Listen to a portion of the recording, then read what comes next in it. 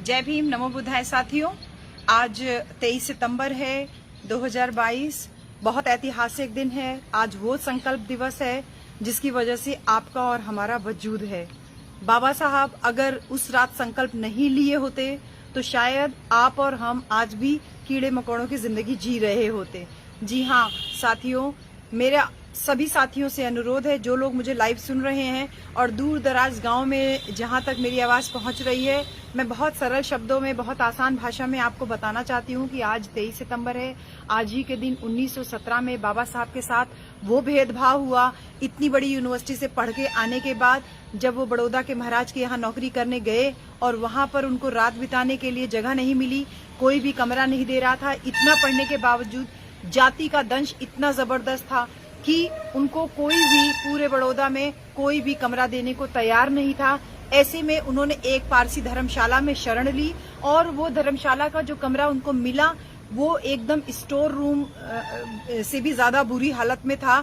बस किसी तरीके से बाबा साहब वहां पे रहने के लिए गए और जब दिन भर कमरा ढूंढते हुए लोगों को ये नहीं पता चला कि बाबा साहब कहाँ ठहरे हैं, तो वही तथाकथित लोग जब ये पता चला कि बाबा साहब कहाँ ठहरे हैं तो पता चला कि वो पारसी धर्मशाला में ठहरे हुए हैं। ऐसे में उस पारसी धर्मशाला का जो ओनर था, मालिक थे, वो तमाम पारसी लोगों को लेकर के लाठी डंडा लेकर के आ गया और सबका केवल एक ही नारा आ रहा था, सबके मुंह से एक ही आवाज आ रही थी कि डॉक्टर अंबेडकर अछूत है, उसने पारसी धर्मशाला में घुस करके हम लोगों की धर्मशाला को अपवित्र कर दिया है, इसको हम जान से मार देंगे। तमाम शोर सुनते हुए बाबा साहब ने जब खिड़की से देखा तो नीचे उनके जान को बिल्कुल एकदम लेने के लिए उतावले लोग नीचे खड़े हुए थे।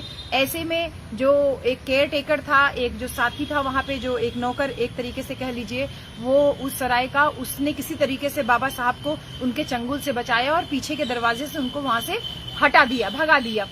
बाबा साहब जब वहां से निकले तो आंखों में आंसू था क्योंकि उनका सामान सब बाहर फेंका जा चुका था। रात भर जब वो एक पेड़ के नीचे जब उन्होंने रात बिताई तो उनको लगा कि मैं इतना पढ़ा लिखा, मैं इतनी बड़ी विदेश से डिग्री लेकर के आया, इसके बावजूद मेरी जाति मेरी डिग्रियों के ऊपर भारी पड़ती है।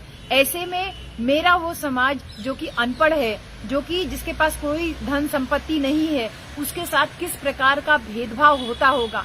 ये संकल्प बाबा साहब ने लिया कि मैं आज इस जगह पे ये संकल्प लेता हूँ कि मैं अपना पूरा जीवन अपने समाज के लोगों को, जो दबे कुचले लोग हैं, जो वंचित समाज के लोग हैं, उनको हक दिलाने में अपना पूरा जीवन कुर्बान कर दूंगा और कोई भी रुकावट मेरे इस संकल्प को बाधित नहीं कर सकती है। साथियों, ये बहुत बड़ा संकल्प था। आज हमारे साथ नौकरियों में तमाम तरीके का भेदभाव होता है, तमाम तरीके का एनएफएस के बहुत सारे मैसेजेस इस दौरान मैं देख रही हूँ व्हाट्सएप और फेसबुक वगैरह पे। लेकिन जिन यूनिवर्सिटीज में ये सब हो रहा है वहां पे भी जो हमारे समाज के लोग हैं आवाज नहीं उठा रहे हैं। एक बार जरा सोच के देखिए कि अगर बाबा साहब ने उस दिन संकल्प नहीं लिया होता तो क्या आप और हम इन सरकारी संस्थानों में नौकरी करने के लायक होते? आपको पता है, मैंने तमाम अपने जो गांव में हम लोग और शहरों में मीटिंग करते हैं, तमाम जगह मैंने ये बात बोली कि बाबा साहब एक के बाद एक अपने 4 बच्चों को खोए। जब चौथा पुत्र उनका राजरतन उनके हाथ में जब दम तोड़ा तो बाबा साहब बिल्कुल एकदम आंखों में उनकी आंखों से आंसू एकदम रुकने का नाम नहीं ले रहे थे। पुत्र, बाबा साहब का ये स्टेटमेंट मैं आपको पढ़ के सुना रही हूँ। बाबा साहब ने कहा, पुत्र निधन से जो हमको आघात पहुंचा उसको जल्दी भूल जाना संभव नहीं है। अभी तक मेरे 3 पुत्र और 1 पुत्री शमशान भूमि तक पहुंचे हैं और ये सब मैंने इन्हीं हाथों से ये काम किया। जब भी ये यादें सताती हैं तो मन बहुत विचलित हो जाता है। उनके भविष्य के बारे में जो कुछ मैंने सोचा था वो सब धाराशायी हो गए।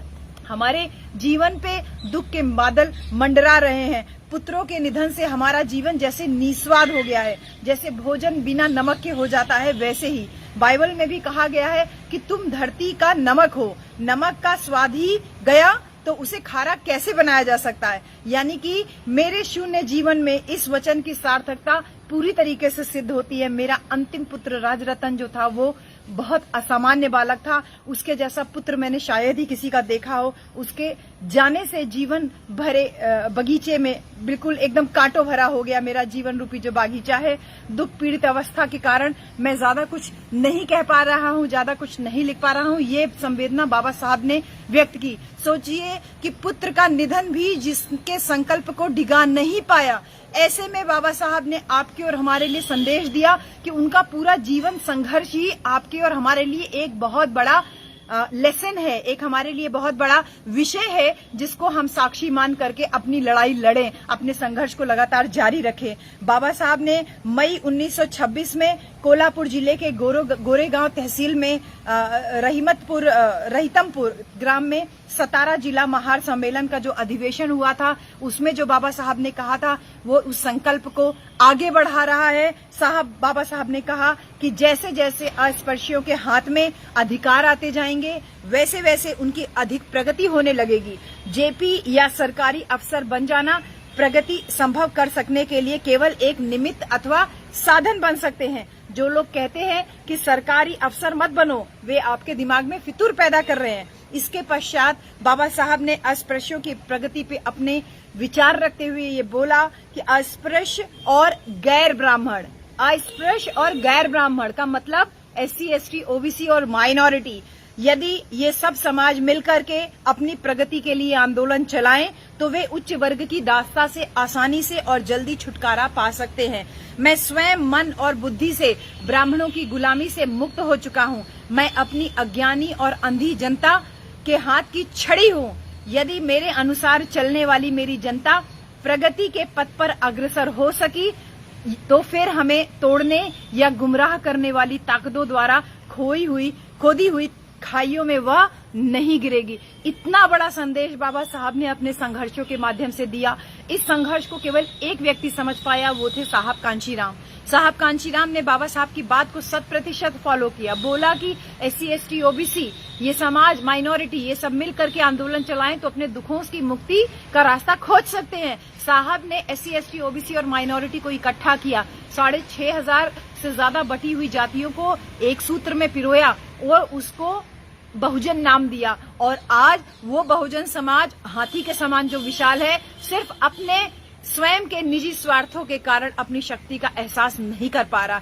मेरा अपने समाज के, अपने बहुजन समाज के साथियों से अनुरोध है कि बाबा साहब को आज संकल्प दिवस पे तमाम जो संदेश आप लोग लिख रहे हैं कि मैं संकल्प करता हूं कि मैं बाबा साहब के बताए हुए रास्ते पे चलूंगा, तो ये संकल्प साथ में जरूर दोहराइए कि इस संघर्ष में किसी भी प्रकार की बाधा आएगी तो मैं उसका डट के सामना करूंगा। और इसके साथ ही साथ जो साहब कांशीराम ने कहा कि पे बैक टू सोसाइटी, वो आपको और हमको जरूर पे बैक टू सोसाइटी करना है। आप अपना समय दीजिए, समय नहीं है तो अपना धन दीजिए, तन मन धन से आप अपने समाज के लिए तत्पर रहिए। यही इस संकल्प दिवस पे मेरा आप लोगों को एक छोटा सा संदेश है। सभी साथियों को ढेर सारी मंगल कामनाएं, ढेर सारी शुभकामनाएं। जय भीम, नमो बुद्धाय, जय संविधान, जय कांशीराम।